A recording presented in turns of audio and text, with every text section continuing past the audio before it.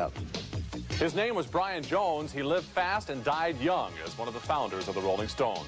His death was ruled an accident, but now some say it was murder. The story on Entertainment Tonight for Thursday, September 6, 1990.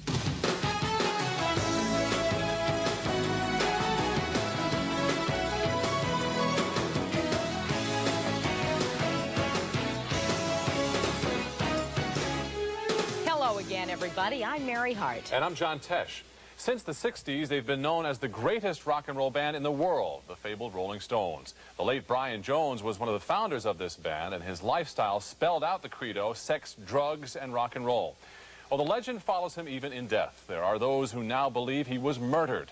The death of a Rolling Stone is our inside story for today.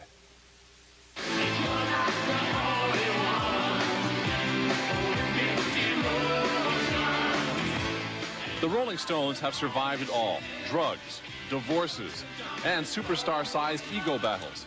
Now a book by A.E. Hotchner called Blown Away not only looks at their music, but at a mystery buried deep in the band's past: the unexplained death of Brian Jones.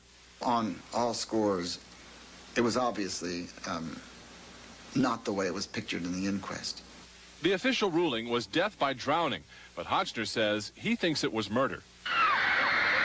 I say the joint was rocking, going round and round. Brian Jones was one of the founders of the Rolling Stones in 1963, but by 1969, his friends say he couldn't handle the success. He'd been busted for drugs and was wrecked so often on drugs and alcohol, he could barely perform. So Mick Jagger and Keith Richards decided to kick him out of the band. So don't play with me, 'cause you're playing with fire. He retreated to his country home outside London. On the night of July 3rd, 1969, a small party, 7 or 8 people, was going on. After drinking and taking drugs, Brian went for a swim. Frank Thurgood was supervising renovation of the house, and he was there. It wasn't just the drowning side of it, it was the drink and the drug together. He was too good a swimmer to have died in a small pool. But shortly after his death, another story started to surface. Brian's longtime friend, Richard Hatchwell, heard that someone had drowned Brian on purpose. I was led to believe that somebody actually stood on him and made sure he didn't get up.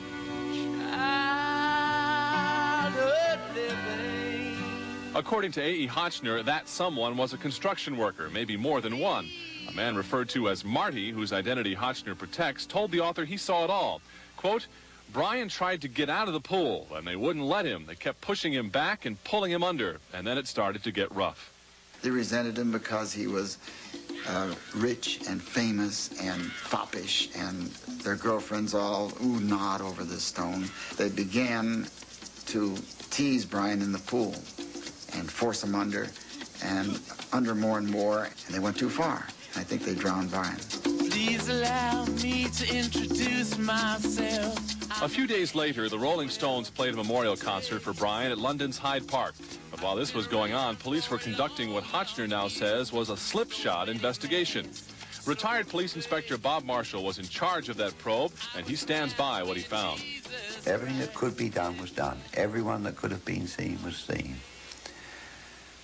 And there was nothing at all to suggest that his death was other than accidental. And Frank Thurgood is blasting the book as well. He says he was quoted even though Hotchner never even talked to him. As I say, it's to be expected that somebody who gave a statement to the police under oath is going to deny that anything else happened. But you can't wipe away the events that occurred, that people saw.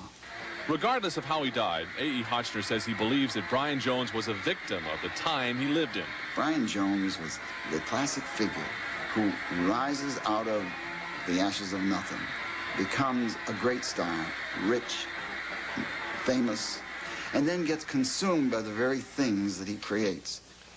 Well, in spite of the new book and the theories it raises, British authorities say there are no plans to reopen the investigation into Brian Jones's death.